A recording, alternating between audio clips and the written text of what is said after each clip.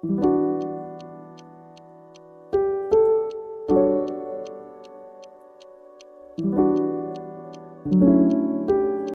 I want you to do something for me. Just a quick mental check.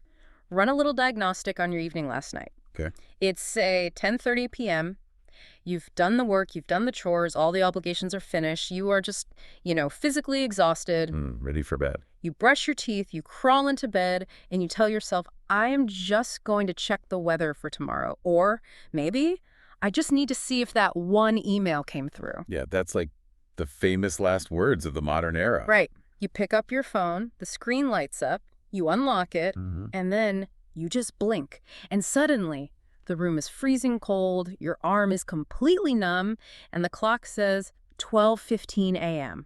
You've gone into the time warp. Exactly, the time warp. Hmm. And it's not just that the time vanished, it's how you feel after. Right. You don't feel rested at all, you feel brittle. Yeah, brittle is a good word. Yeah. Kind of frazzled. Your eyes hurt, you feel a little bit gross, actually. And the really scary part is, if I were to ask you, hey, what did you learn in that last 90 minutes? What did you even see? You probably couldn't tell me a single thing. It's phantom consumption. It's like you've ingested, I don't know, miles of content, but you've retained 0 calories of actual information.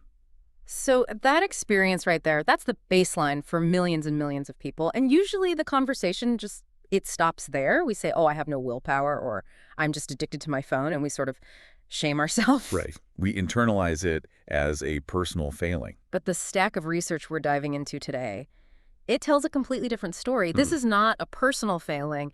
It is an architectural triumph. That is the single most important thing to get right up front. Yep. If you are losing hours of your life to the screen, it is not, and I repeat, not because you are weak. No. It is because you are up against a trillion-dollar alliance between the smartest software engineers in history and your own evolutionary biology. They're working together against you. So today, that is what we are going to deconstruct. We are going to deconstruct that alliance. We're not just going to, complain about social media. We're going to trace the lineage of the infinite scroll. We're going to go all the way back to 2004 to find the specific lines of code that changed the internet from, like, a library into a casino. We're going from AJX to anxiety. From the back-end code to the mental breakdown. I love that.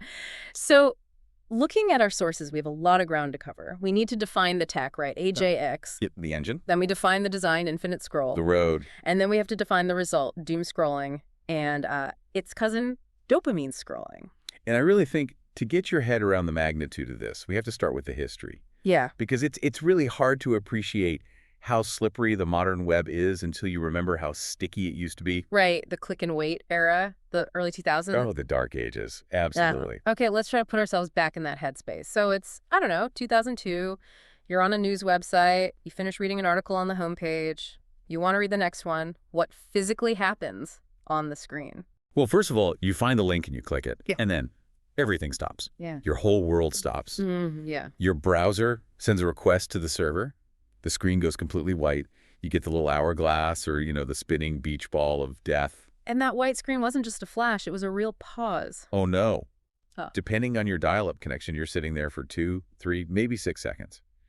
And what's happening, technically, is that the server is rebuilding the entire page from scratch. The entire page? The entire thing. It's fetching the header again, the footer, the navigation bar, all the ads, the text, the images.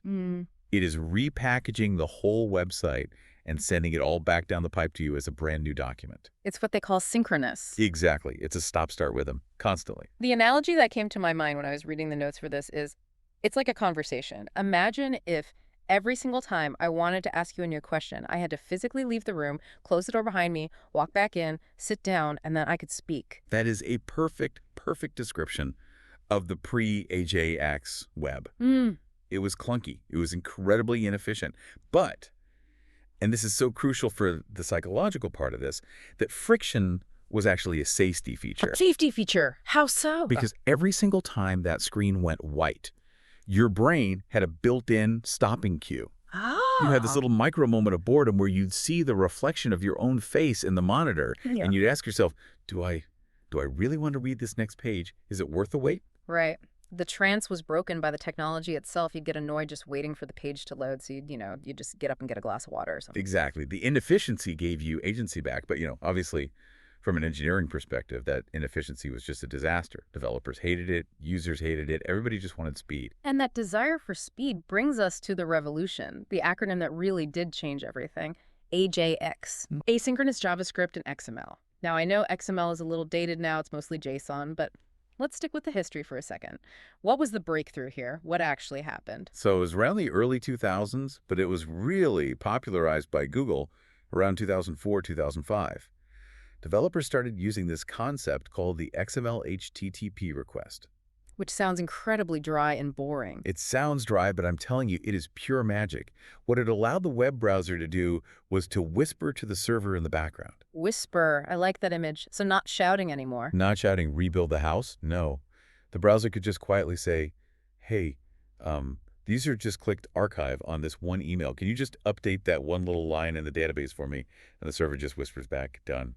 And poof, the email vanishes from your screen. With no page reload, no white screen, no hourglass. Zero friction. The application state changes, but the frame, the context, it all remains steady. And the sources for this all point to two very specific Google products that really prove this concept to the entire world. Gmail was one of them, but the big one, the one that really just melted people's brains, was Google Maps. Google Maps was absolutely the proof of concept. Do you remember what online maps were like before 2005, like MapQuest? Vaguely. I just remember printing them out. A lot of printing. Well, if you looked at a map online back then, it was just a static image, a JPEG. If you wanted to see what was 2 streets to the west, you'd click this big arrow button that said left. Right, yeah. And the whole page would reload, the screen would flash, and then a totally new static image would appear. It was like a slide projector. Click, new slide, click, new slide. Exactly. Then Google Maps launches with AJX. You click the map, you drag your mouse, and the world just, it moves with you. It was fluid. That was incredible. As you dragged, the browser was fetching all of the new map tiles in the background and stitching them together seamlessly right before your eyes. You couldn't see the seams. It was like glass. And that was the moment. That was the moment the web went from being a collection of documents to a continuous, fluid application. And that fluidity is what laid the pavement for the infinite scroll. You simply cannot have an infinite feed if you have to reload the entire page every 10 posts. AJX removed that technical barrier. Okay, so the engine is built, the highway is paved. Now we need the architect who decided to remove all the stop signs and the traffic lights. Enter Eza Raskin, Eza Raskin. a brilliant UX user experience designer. So in 2006, he's looking at this new capability, this AJX thing, and he's looking at the next page button at the bottom of, search results and blogs. And in the world of UX, a button is basically an obstacle, isn't it? It's a point of friction. Precisely. In design, people talk about interaction cost. How much physical and mental effort does it take for a user to get what they want? And Raskin's logic at the time was completely sound. That was it? He thought, look, if a user's scrolling down the page, they clearly want to see more content. So why are we making them stop, aim their mouse, click a tiny button, and wait? Why not just have the code anticipate their desire and load the content automatically? It sounds so benevolent when you put it like that. Don't worry, human, I'll do the work for you. It was benevolent. That's the tragedy of it. He was genuinely trying to make the web easier and more pleasant to use, and he succeeded. It made browsing feel seamless. What? But he later, much later, came out and expressed just this deep, profound regret. He realized that by removing the friction, he had also removed the stopping cue. He had removed the exit ramp. He had a great analogy for it, didn't he? Something about drinking wine. He did. He said if you have a glass of wine, you drink it until the glass is empty. The empty glass is a stopping cue. It forces you to make a conscious decision to pour another. Okay. But what if the glass magically refilled itself just a little bit after every sip? You would never stop drinking. You would completely lose track of your consumption. Which brings us directly to the psychology, because this isn't about code anymore, is it? It's about how our brains process the loop. And the sources mention a very specific study that illustrates this bottomless glass concept perfectly. The soup bowl study. Oh, Brian Wansink's study, yes. Yeah. This is the classic in behavioral psychology. It's both kind of gross and really illuminating. Okay, break it down for us. So Wansink sets up a lunch. He invites people in. Half of the participants get a normal bowl of Campbell's tomato soup. The other half, they get what he called bottomless bowls.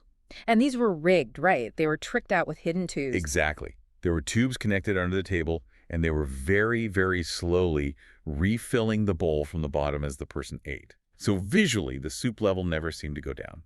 And what was the result? The people with the bottomless bowls ate 73% more soup than the control group. 73%. But, and this is the kicker, when he asked them afterwards, they didn't believe they had eaten more. They estimated they ate the exact same amount. They reported feeling the exact same level of fullness. That is just wild. So their stomachs were physically full, but their brains hadn't registered it because the visual cue, the empty bowl, was gone. Precisely. We rely so heavily on these external signals to tell us when we're done. I finished the chapter. I finished my plate. I got to the bottom of the page. An infinite scroll removes the footer. There is no bottom. So we consume 73% more data. I mean, it's probably way more than that. Yeah. Without ever realizing we're full. It totally explains that feeling of mental bloat you get after scrolling for an hour. You've overeaten on information. And it triggers two really powerful laws of user experience design. Oh. One is called Hicks' Law, Okay. which basically states that having more choices increases the time it takes to make a decision. So by removing the next page button, they remove the choice. Zero choice means zero decision fatigue. You just flow. You just go with it. And what's the second one? The Zeigarnik effect. That sounds ominous. This is the one that really keeps you up at night. The Zeigarnik effect is the psychological principle that says humans remember incomplete tasks much, much better than completed ones. I've heard of this. It's why a waiter can remember a really complex order for a whole table, but the second you pay the bill, Poof, it's gone from their brain. because completion allows the brain to flush its cache. Exactly. Now apply that to a social media feed.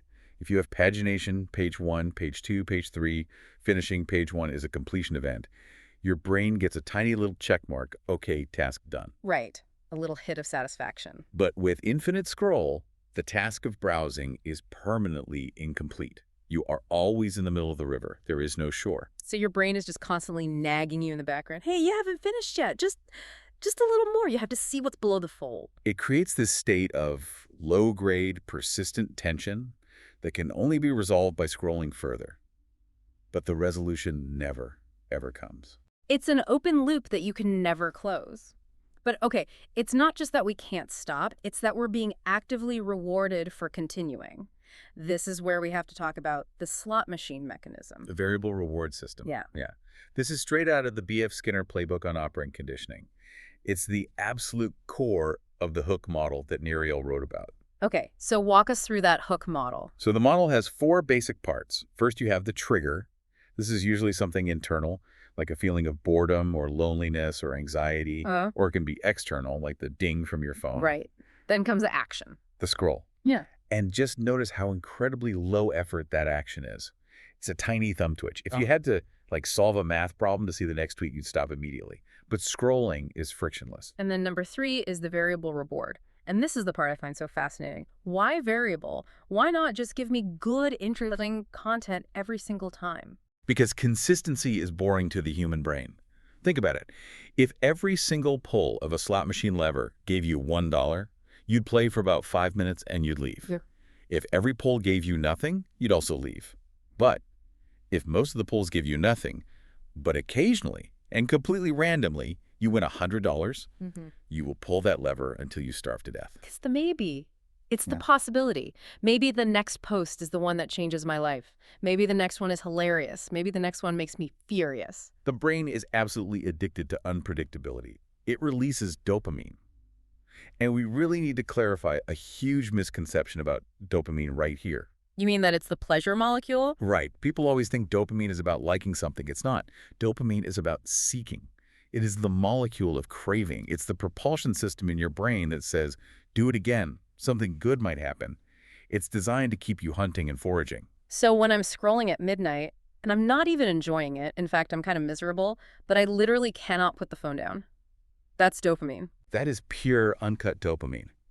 Your liking system, which is actually the opioid system in the brain, has completely shut down. You are not having fun. But your seeking system is firing on all cylinders. You are a lab rat pressing a lever, hoping for the next pellet. That is profoundly bleak. So we have the mechanism, right? The bottomless bowl, the slot machine. But now we have to look at what we're actually consuming. Because for a lot of people, especially in the last few years, they aren't hunting for funny cat videos. Well, they're hunting for disaster. for doom scrolling.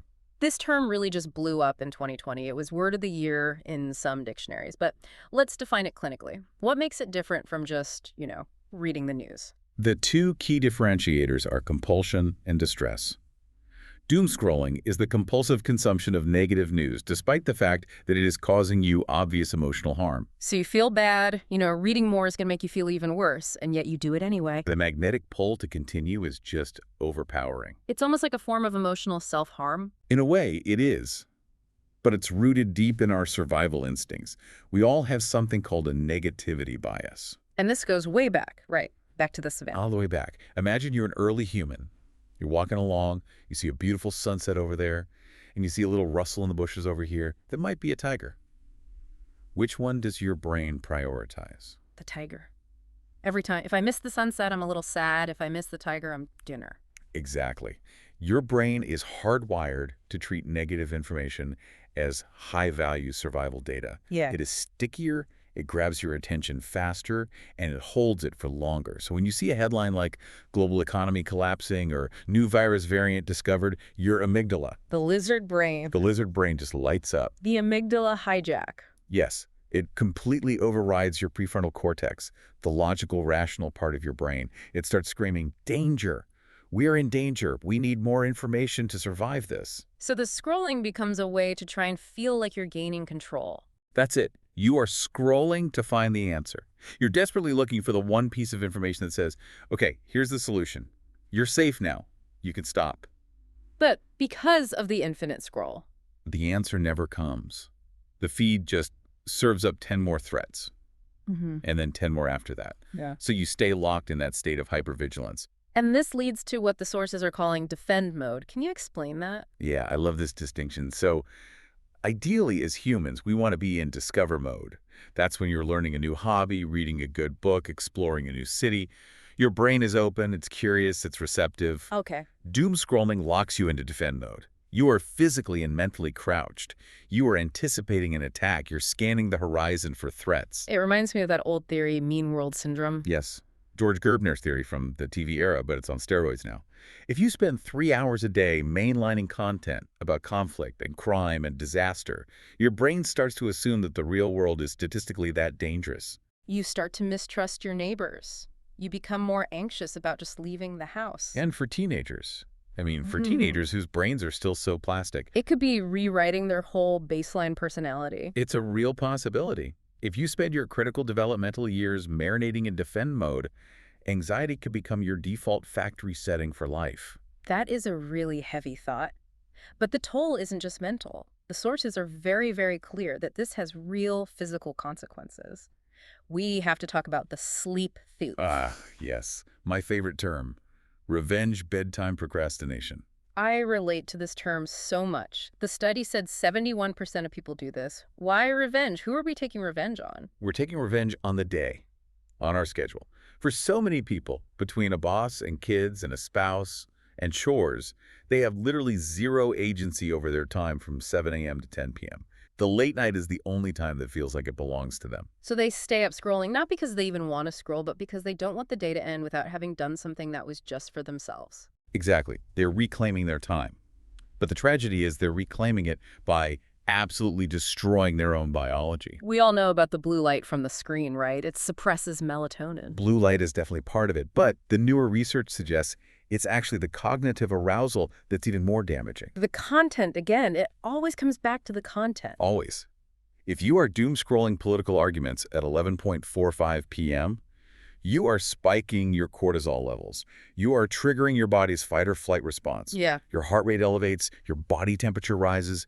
You physically cannot transition into rest and digest mode. You're lying in a soft, comfortable bed, but your entire biochemistry thinks you're in a trench during a battle. And the long-term impact of that, of chronic sleep deprivation, it's linked to everything from diabetes and stroke to Alzheimer's disease. There is one other physical impact, though, that I found even more disturbing than the sleep issue. Yeah. It's relational. The still face effect. This one hit me hard. It's profound, isn't it? This comes from developmental psychology. Way back in the 1970s, a researcher named Dr. Edward Tronick. Can you describe the original experiment for us? Sure. They bring a mother and her baby into a lab. And for the first part, they just ask the mother to play with the baby. Smile, coo, make eye contact, be responsive. And the baby is Happy, engaged, pointing, babbling. A normal interaction. Totally normal. Then they give the mother a signal, and on that signal, they ask her to turn her face still. No expression, no reaction. Just a blank, neutral stare. And how does the baby react to that? It's honestly heartbreaking to watch the footage. At first, the baby tries to get her attention back. It smiles bigger. It waves its arms. It points. Then when she still doesn't react, the baby gets confused. Yeah. Then it gets distressed. It starts screeching, crying, flailing its body. Wow. And then finally, it just withdraws. It gives up. It turns away and curls up into a little ball of despair. It gives up on the connection entirely. It happens in under 2 minutes. And the parallel to today is what people are calling smartphone face. When you are deep in a scroll, your face goes still. Your expression just flatlines. You don't blink as much. And if you are doing that while holding your child or sitting at the dinner table with your family, you are subjecting them to the still face experiment every single day. The notes mention that a baby's optimal focal distance is 10 to 12 inches, which is exactly the distance from a parent's face to their phone. The phone is physically occupying the space that was biologically designed for connection. We are creating a generation of kids that are used to competing with a glowing rectangle for love and attention. You see these kids in restaurants now who just sit there quietly, hands folded, just waiting for the parent to come back from the device. They've already learned that the device takes priority over them. Yeah, that is. Wow. Okay. I think we need to just pause for a second and take a breath because we've painted a very, very dark picture here. The bottomless bowl, the slot machine, it's still face. But I want to pivot a bit. Is the infinite scroll always the villain in this story? That's a really fair question. And the nuanced answer is no, it's not. We have to be clear about that. There are times, and there are use cases, where infinite scroll is actually the correct design choice. So when does the scroll win? When is it the right tool for the job? It wins for discovery and for entertainment. If you're on TikTok or Pinterest or Instagram Reels, your goal isn't really to find one specific thing. Your goal is to be washed over by a stream of content. You want inspiration. Right. In that mode, any kind of friction is the enemy. That makes sense. If I'm looking for, say, kitchen renovation ideas, I don't want to click next page every time I see 12 photos. I want a waterfall of kitchens to just flow past me. Exactly. Perfectly fits the browsing intent. So then when does it fail? When is it a terrible choice? It fails spectacularly for any goal-oriented task. If you are shopping for a specific pair of boots on an e-commerce site, or if you're trying to find a specific article you remember reading last week, infinite scroll is a complete nightmare. The lost content problem. Yes. You scroll right past the item you were looking for, the page refreshes or it jumps, and you can never find it again because it has no fixed location in space. It's not on page 3. It was just somewhere in the stream, and now it's gone forever. So pagination gives you a map, a grid. Infinite scroll just gives you a compass pointing south. That's a great way to put it. And the good news is we're starting to see a kind of design counter-movement. So designers are waking up to this. Some of them are, yeah. We're seeing more hybrid models emerge. The load more button is the great compromise. I've seen this on Google Images. You scroll for a while, it feels infinite, and then it just stops. It stops, and it presents you with a button. Show more results. That is a critically important design choice. It gives you the convenience of the scroll, but it reintroduces the stopping cue. It asks you, are you sure you want to keep going? It gives you back that moment of agency. Exactly. Or look at what Instagram tried with their "you're all caught up" check mark. That is a massive psychological helper. It speaks directly to the Zeigarnik effect in your brain, and it says, task complete. You can relax now. You can close the app. So there is some hope on the design front. But let's be real, we can't sit around and wait for Silicon Valley to fix our brands for us. Not a chance. Their entire business model relies on capturing and selling our attention. So we need strategies for us, for the users, that we can use right now. Absolutely. We need to build our own friction. If the app refuses to give you a stopping cue, you have to build one for yourself in the real world. Let's start with what the sources call cognitive interventions, the mental game. Okay, the first step here is mindfulness. And that sounds a bit cliche, but it's specifically about moving from zombie mode into observer mode. And how do we actually do that in the moment? One really powerful and simple technique is the wait 10 minutes rule. It's just standard impulse control. When you feel that urge, that dopamine itch to check your phone, you just tell yourself, okay, I can check it, but I have to wait 10 minutes first. And what happens in those 10 minutes? Well, usually that urge is a waves. It builds, it peaks, and then it crashes. If you can just surf that 10-minute gap, You'll often find that by the end of it, you don't even want to check your phone anymore, or, you'll get distracted by actual reality. I like that. Surfing the urge. What about mornings? Because I am so guilty of the wake and scroll. Ah, the low dopamine morning. This is a total game changer. Most of us, we grab our phone before our eyes are even fully open. You are flooding a rested, sensitive brain with high-octane cortisol and a fire hose of information. It sets a reactive tone for the entire day. You're immediately on the defensive. So just try to go the first 30 minutes of your day without any screens. Shower, make coffee, stare at the wall, listen to music. Let your brain boot up its own operating system before you load the internet's operating system onto it. Okay, now, for those of us with weak willpower, which, let's be honest, is most of us, let's talk environmental changes. Real physical barriers. Yes. If you try to rely on willpower alone, you will lose. You are fighting a supercomputer with $1 trillion budget. Yeah. You need to change the terrain. The #1 most effective tip: buy an alarm clock. A physical, old-school, ugly alarm clock that just tells the time. Yes. Because if your phone is your alarm, your phone is guaranteed to be the first thing you touch in the morning and the last thing you touch at night. It guarantees the scroll. So banish it from the bedroom. Banish it. Move the charging station to the kitchen or the living room overnight. Make your bedroom a no-data zone. There's another one I've tried that is just weirdly effective. Grayscale mode. Oh, I love grayscale. It's brilliant. You just go into your phone's accessibility settings and you turn the screen completely black and white. And it instantly ruins every fun app. In a good way. Instagram looks like a newspaper from 1920. It completely strips away the shiny toy appeal. All those little red notification badges, they aren't red anymore. They don't trigger the same biological urgency. It turns your phone back into a boring tool instead of a toy. And finally, what about curating the feed? We talked about the information diet earlier, the bottomless soup bowl. You are what you eat. It's that simple. If you follow accounts that consistently make you feel angry or anxious or inadequate, you are actively poisoning your own well-being. The algorithm is agnostic. It doesn't care if you're happy or sad. It only cares if you're present. Exactly. So if you stare at a car crash, it will bring you more car crashes. So you have to consciously train it. Intentionally interact with positive or slow or neutral content. Follow artists, woodworkers, hikers. Show the algorithm that peace is what keeps you on the app. And what about news? How do we stay informed without doom scrolling? Get it off the feed. Unfollow news accounts on social media. If you want to be informed, choose a time, go to a specific news website, read an article, finish it, and then close the tab. That is goal-oriented consumption. Do not let the news find you via a drip feed of algorithmically selected disasters all day long. Regaining agency. That feels like the theme that ties all of this together. It really is. We've covered a massive amount of ground today. We started with the time warp. We unpacked AJX, the code that killed the wait. We looked at infinite scroll, the design that killed the stop. And we looked at the deep biology of why we are all so susceptible to this loop. It's a perfect storm. And it's important to remember, the technology itself isn't evil. AJX makes Google Docs work. It makes the modern web usable. But the application of that powerful technology in social feeds, it's specifically designed to exploit our deepest evolutionary vulnerabilities. It exploits the amygdala. It exploits the dopamine system. But once you can see the strings, once you understand that there are tubes under the soup bowl, you can start to cut them. Knowledge is the breakage of the spell.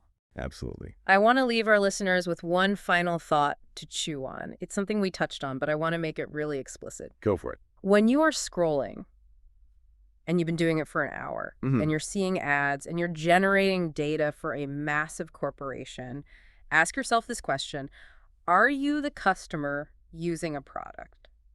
Or are you the product being mined for your time? That is the defining question of our digital lives right there. So the challenge for this week is this. The next time you hit a load more button, or the next time you feel that phantom vibration in your pocket, treat it as a moment of power. Treat it as your stopping cue. Choose to stop. Don't let the code decide for you. Look up, not down. Thanks for diving deep with us today. See you next time.